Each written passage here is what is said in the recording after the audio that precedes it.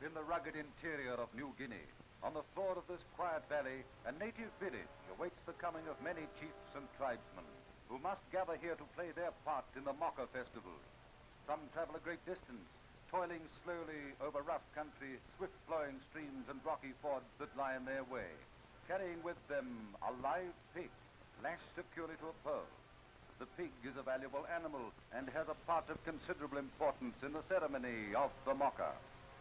A difficult crossing at any time, this bamboo bridge really becomes a test for the sure-footed traveler when a living burden is added to the existing hazard. The years spent in living close to the wild country of the inland have taught the native to use caution, move slowly and tread warily, always prepared to act quickly when the need arises.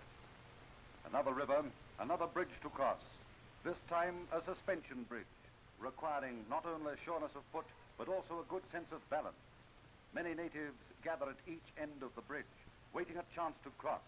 Only a few make the journey at one time, and the traffic must be one way.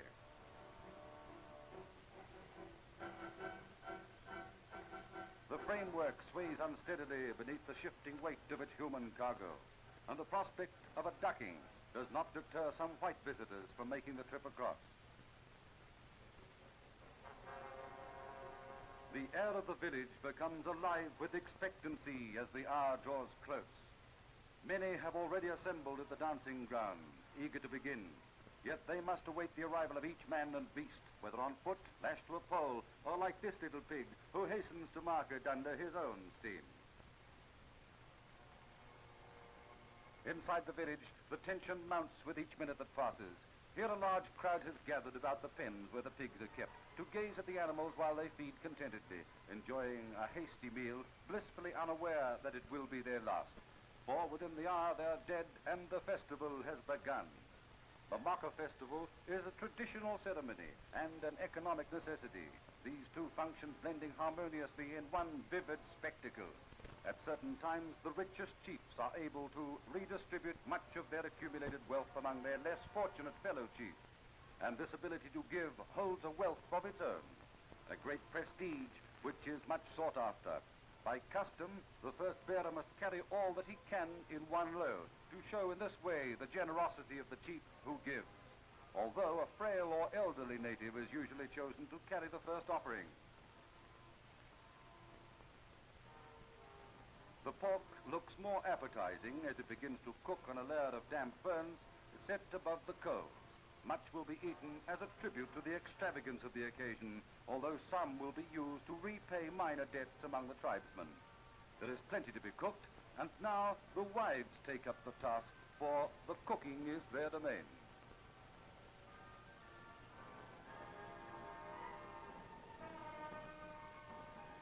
At the moment, the men are more intent on the business of the festival, carefully unpacking gold-lipped shells from the cases, brushing the fine red clay dust from the shell surface, and placing each one gently on the ground. Nothing must detract from the brilliance of the final display, as side by side and row on row, these shells, which represent the collective wealth of many great chiefs, are laid out. The gold-lipped shell is the hard currency of the villagers, although pigs are also used to promote exchange, and a grown pig is considered the equivalent value of one gold-lipped shell.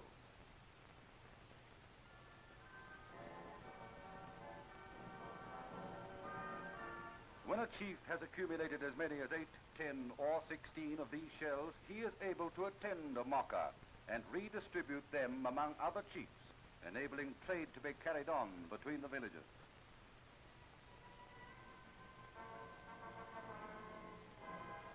The people of many villages gather to gaze in envy and wonder at the assembled wealth of their chiefs, and a fortune lies gleaming in the sunlight, the wherewithal of many wives and pigs. For often, more than 600 gold-lipped shells may change hands in the ceremony of giving, when the chiefs make Moka Moka. It is a moment of great pride for the chief as he places a large portion of his wealth into the hands of a fellow chief. Nevertheless, the chief accepting the shells incurs a debt at the same moment, and will be expected to pay his debt at some future time with an equal number of shells or pigs. After taking part in the ceremony of a Moka, the chief who has given will wear a strip or bar of bamboo as an evidence of his great generosity.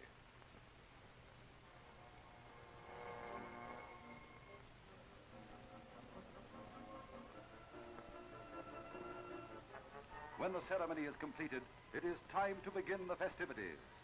Now, colorful feathers, leaves, shells, and emblems must be set carefully in their correct places. Faces are adorned with vivid ochre markings, reds, yellows, and blues, to suit the individual taste. Finally, pig grease is smeared over the body of the dancer until his skin glistens in the sunshine.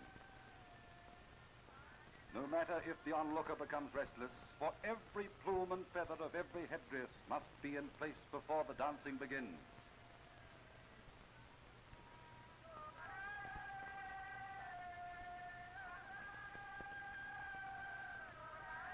To which the dancers match their movements as they step off 4 and sometimes 5 abreast in splendid procession around the dancing ground, the plumes of their headdresses swaying and rising in colorful unity.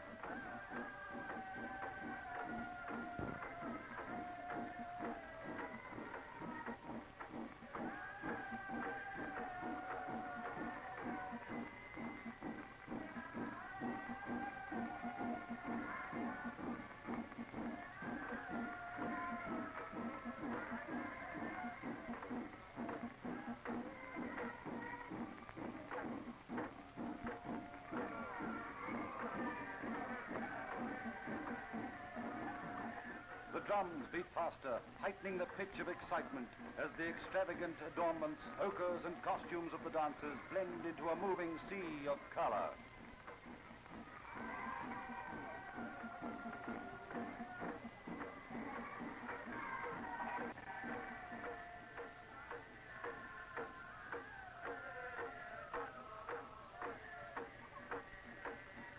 Soon the women begin their dance. Unlike that of the men, which consists of forceful foot stamping as they make their way around the dancing ground, for the women's dance is performed in one place, usually near the center of the ground, where by bending their knees and rising on their toes, they complete the graceful motions, wearing while they dance sailor shells, and in some cases mother of pearl or gold-lipped shells, well protected by a layer of ferns.